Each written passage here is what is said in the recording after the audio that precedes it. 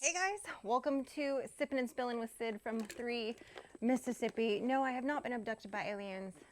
I've just been so busy. I have not had a chance to film Sippin' and Spillin' like basically the whole week. So I apologize. Last week and this week I have been super, like I've done like 1 or 2 Sippin' and Spillins the whole week, and I just have not been on top of my game when it comes to that. So, excuse me. So I apologize. It is a gazillion degrees out here right now. We're under a heat advisory, and it is hot, sticky, humid, hot. And I was in there doing fun stuff like scrubbing toilets and all of that. So I was in my grubbies and whatever, and so I'm not exactly dressed for the porch because it's hot out here. But that's all right. We're gonna make it. We're gonna make it work. We're gonna make it work. So working on a couple videos right now, one for today, as you'll see this on Friday, and one for next Tuesday. I had to get them done both early and ahead of time because, oh, my mic is all over the place, because I'm leaving town and I'm going to be gone for a week. So I've got to make sure that I have, things kind of lined up and done. And, as is the case sometimes when you have sponsors that send you products to try, they want to kind of approve the video beforehand. So it kind of changes the process a little bit. So I have to make sure I get all this stuff done and, approvals and all that. So a little stressful, but it's fine. It's fine. But I've been editing nonstop. I had to get up at like 3 in the morning the last couple of days. Today, I got up and then made sure Frankie was up, and then I went back to bed because I woke up with a horrendous headache. Like the kind that, like, if you're not careful can turn into a migraine. And so I was like, man, I'm gonna pop some naproxen. I'm gonna lay back down for an hour, and I guzzled a bunch of water. I think part of the problem was yesterday I did not drink my normal amount of water by probably a long shot because I was just go, go, go, go, go. And so I think that may have contributed to my head hurting because I know when I don't drink enough water, it will bring on a headache, which is kind of like when you have a hangover, that's what's causing it, is your brain being dehydrated. So I had to rehydrate the brain. But I hadn't been drinking, so, but yeah, so I've had to get up, at 3 in the morning to finish videos and get them done and uploaded and ready. And, so I just been working like crazy to get everything done and, still do your regular stuff on top of all of that, your chores and your cooking and your shopping and your cleaning and the running the kid and doing the stuff. So a little stressful this week. But as I was editing one of the videos, in one of the videos, there's a scene where I'm making some mashed potatoes because we're doing some, we were making chicken that night and breaking down chicken and kind of showing you how to break down a bird and all of that. And Frankie had wanted some mashed potatoes with it. And she was going to make them. I've taught her how to make them before. She mostly knows how to do it. She's only done it like once or twice. So she still goes, Mom, what do I do again? What do I do at this point? She doesn't have, like, I never learned the measurements of stuff because we're Italian and we don't measure things. It's, until it feels right and a little bit in your hand and pinch and so that's how I cook. And so when I try to teach her how to make things other than baking, when I'm trying to teach her how to cook stuff, sometimes it's a little hard for her to like remember exactly how much because I make different amounts of things all the time. Like I was just making potatoes for really the 2 of them. I had about a spoonful of them, but so I was making a small batch, whereas normally when I'm making potatoes, I'm taking it to like a big gathering or something like that. So I make like a tray of them and I could feed an army, right? Anyway, so long story short on that end, I ended up kind of taking over making the potatoes because Frankie was turning compost, and then she realized she had to, I think it was a Sunday night, and she had band the next day or something, and she was like, I gotta practice my flag routine. So she kind of disappeared and whatever, and I thought she was still turning compost at the time. And so I kind of took over making them. And I mention in there this story that I always think of every time I make mashed potatoes now. I always refer to them as my life-saving mashed potatoes. And I mentioned in there that I would tell you guys the story on Sippin' and Spillin' in the next week, and so that's what I'm doing. So when you watch that video where we're cooking in it, and I mentioned the life-saving mashed potatoes, this is the story. So the life-saving mashed potatoes, I worked in pharmacy, some of you may or may not know, for like 20 years. And I worked at a few different pharmacies over the years. Some, like one pharmacy I worked at, really just compounding on the weekends, making things like, you know, progesterone and testosterone gels and, you know, progesterone suppositories and some ADHD medications that used to be compounded, which I don't think are anymore at all. But again, this was years ago. And anyway, so I used to do that kind of on the side. And then I worked full-time as a certified pharmacy technician. And I'd worked at Rite Aid for a number of years. And then before that, I worked at a place called UC Pharmacy, which was the one that was like down the street. Well, not down the street. It was like a couple miles from my house, and it was a couple miles from the high school that I went to. And I started out as a clerk there. And I worked sometimes up front in the gift shop, and then I'd work in the pharmacy, and that was when I started compounding, when I was like 16. And then eventually I officially became a tech, and then I worked for like 20 years as a tech. So I started young in all of that. And anyway, pharmacies are kind of odd things. You're very busy all the time. I think it's different nowadays. Back then, you didn't really get lunch breaks. You didn't get bathroom breaks. You kind of just ran when you could and went potty. You shoved some food in your mouth when you had a chance. It was kind of one of those jobs, right? And but after I had Frankie, I moved to another pharmacy called Plaza Pharmacy, and which is still around. And I worked there for, I don't know, several years. And I worked there part-time because Frankie was little. And so I was working there part-time. And we would have, you know, celebrations for Christmas and Thanksgiving and anybody's birthday and whatever. And the boss was always really good to us. He would buy us Starbucks almost every morning because there was a Starbucks next door. He would buy us lunch some days. He would be like, hey, you know, he'd tell the clerk, he'd be like, hey, do you feel like driving to, you know, and he'd name a little, you know, taco shop down the road or whatever. He'd take everybody's orders. I'm buying lunch today. You know, he would do that a lot. He was a really nice boss when it came to stuff like that. He was a good boss in general for the most part. He did have a temper occasionally, so you did have to be careful. But anyway, that's not the point. The point is, we would have these celebration potlucks where we would make food, and one person would make the turkey, and one person would make the stuffing, and you know, we would do this traditional Thanksgiving dinner in the back of this little pharmacy, and everybody would take their lunch break and go eat, and it was kind of fun, and we did that for a lot of the holidays. Well, a couple of times I had made mashed potatoes, and it was either I think it was for Thanksgiving, although now that I think back on it, it may have been one of our delivery drivers who was the son of one of the other gals that I worked with. It was I think it was his birthday. So I may have misspoke in the other video that I mentioned this in. But it was his birthday, and he said, can you make mashed potatoes for my birthday lunch? And I was like, absolutely, no problem. So everything went wrong that morning that could go wrong. Frankie was fussy. You know, she was in preschool. Somebody just shot something. Frankie was fussing. You know, I was running late getting ready. The potatoes weren't cooking in the oven, you know, baking off the way that I liked. I had trouble packing them up. I burned my hand. I couldn't get them in the trunk of my car. They were really heavy, and I was trying to carry the baby stuff and the potatoes and, you know, all that. And it was just everything was not going right. And I was looking at the clock, and I was freaking out because I was like, I'm going to be late. I'm going to be late. I'm going to be late. And one of my pet peeves is I don't like to be late. And I especially was never late to work.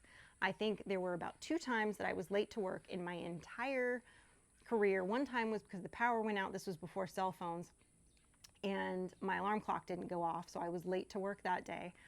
And another time was, I think because Frankie was sick, and even that day, I drove to the pharmacy with the sick kid in the back because I couldn't get a hold of my boss on the phone, and said, hey, I've got my sick kid in the car. She's been throwing up. I couldn't get a hold of you guys. I didn't want to just no-show, but I got to take her to the doctor. I got to dip. And they were like, go.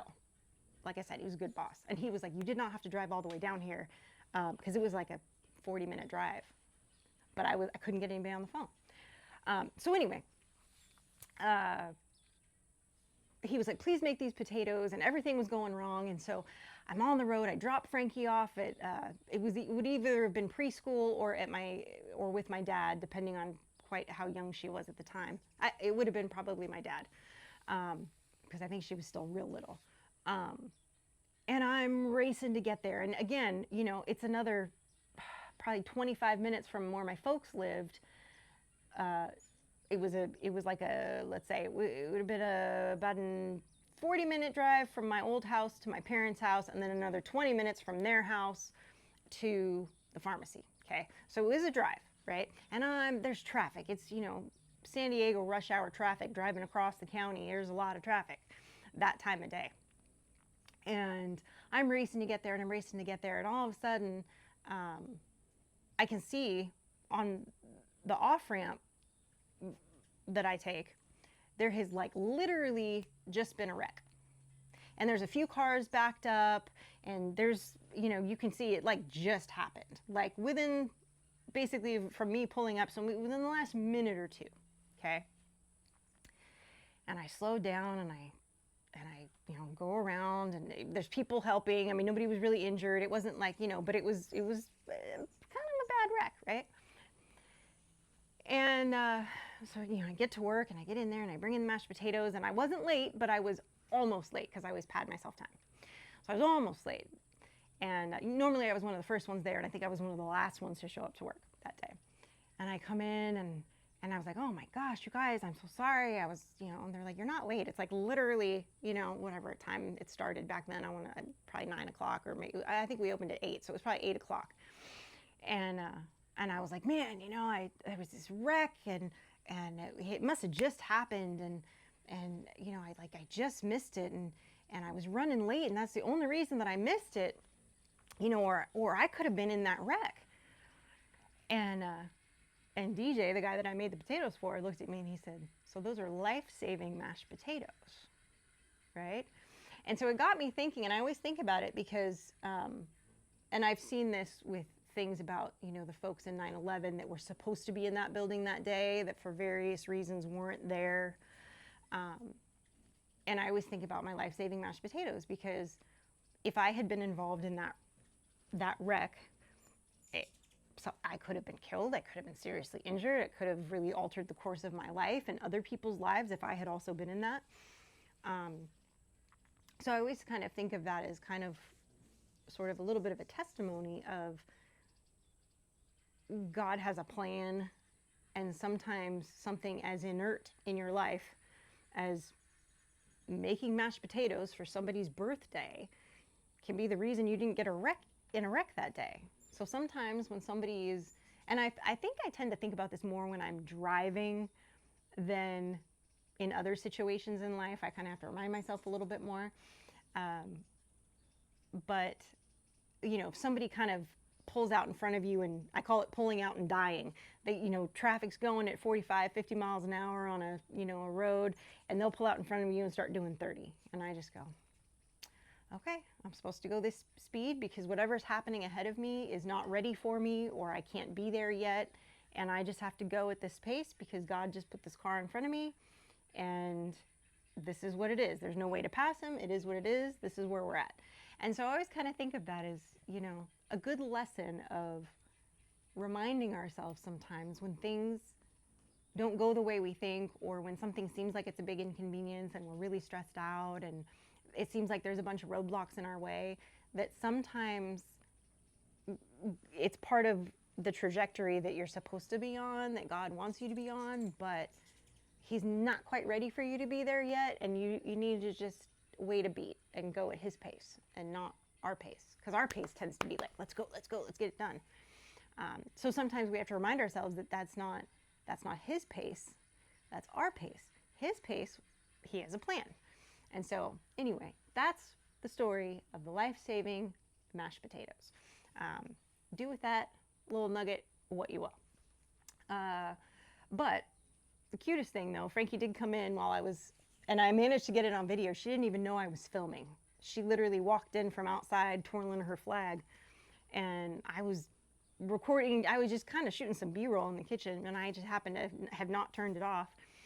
And Frankie comes in and she's like, Mama, thank you for making the mashed potatoes. I didn't mean for you to get stuck with it. I meant to do it, but I got busy with the compost, and then I remembered I had to practice, and so thank you for finishing them. And I was like, that's fine. I had a feeling, I would end up making them just because she's only made them once or twice. And so I kind of figured I'd either be heavily involved in helping or I would end up making them. But it was kind of sweet that she acknowledged it. She's a good kid. So she was very happy with the mashed potatoes, by the way. It went very well. She was excited about them. So she was like, yeah, these mashed potatoes I made are great, Mom. She was teasing me afterwards, but yeah, so that's it. That's the story. Morning glory. There we go. And I got to make some more hummingbird juice before I leave and refill that. I might do that tomorrow. Got a couple days left before I leave. I still got some stuff I got to organize and get ready to go, but I'm almost there. Almost ready to get out of Dodge for a little bit, and I'll be glad to leave the humidity behind for a few days. That will be nice. That will be nice. But man, I get stressed when I'm packing because I'm always afraid I'm going to forget something, and so I have my checklists, and then I double check them. And like Tim from Ridge Life, got to make our list, got to double check it. He and I have that in common. We're very into our lists and being organized, and that's sometimes why Mike and I butt heads, because he's very organized and focused when it comes to his job, but anything else in his regular life is just straight chaos 90% of the time, and I can't handle it. So that's usually when I'm like, hey, we need to write this down, or I need a list, or I can't, that's basically how that goes. So it's been a little bit of a rough week. I have had a few setbacks this week. I mentioned it on our live the other day. I was doing a favor for a friend, and by accident, as I was trying to do that, I ended up driving to Starkville instead of Tupelo, where my doctor's appointment was. And it was 100% my fault, not the friend's fault. But it was, my dumb bunny butt just not paying attention when I entered in the address. And, if you're familiar with Mississippi, Starkville and Tupelo are on opposite ends. Like when I leave my house, I'm equidistant from both of them. But I can either go east or I can go west, and I went the wrong way. So by the time I realized it added 20 or 30 minutes to my commute to get to the doctor, and then I ended up being there late, but it was fine. All's well that ends well. But again, it was one of those things where I'm like, I said to myself in the car as it was happening, I was like, there's a reason that I'm running behind. There's a reason I started driving to Starkville before Tupelo. There's a reason I'm on the back roads instead of the highway today. There's a reason for it. And I'm just going to follow that path, because as frustrating as it is for me, there's a reason that I'm doing this. Even if it's just to learn to be more patient, even if that's the only reason that there's a roadblock for me right now, then I need to pay attention to that. So that's it. That's my nugget of wisdom, if you even want to call it that. I don't know. It's just something that I think about a lot, and that I don't really ever talk to anybody about it, because it's not something that comes up a lot. Like Frankie and I have had this conversation, but and maybe Mike and I'm not sure. I'm sure I told Mike the story when it initially happened, a decade ago, but I don't remember. But yeah, it's just one of those things. So anyway, maybe that makes you think of things in your life a little bit differently, or maybe it will start to make you think about things in your life a little bit differently, and change your perception of things that you would find frustrating or be a roadblock to maybe be something that is something that you welcome, because it reminds you to be patient. It reminds you that it's in his time, that it's part of his plan. And maybe that will give you a little bit of hope. Maybe that will give you a little bit of calm. I know for me it does. So I hope it does for you too. So I'm just sitting here watching the hummingbirds, man. They're just zipping around this time of night. I love it in the evening. So, but I gotta get going. I gotta go pick up Frankie from band practice here pretty soon, and gotta try to sort my suitcase out a little bit better because it's not as organized as I would like. I should make a new list.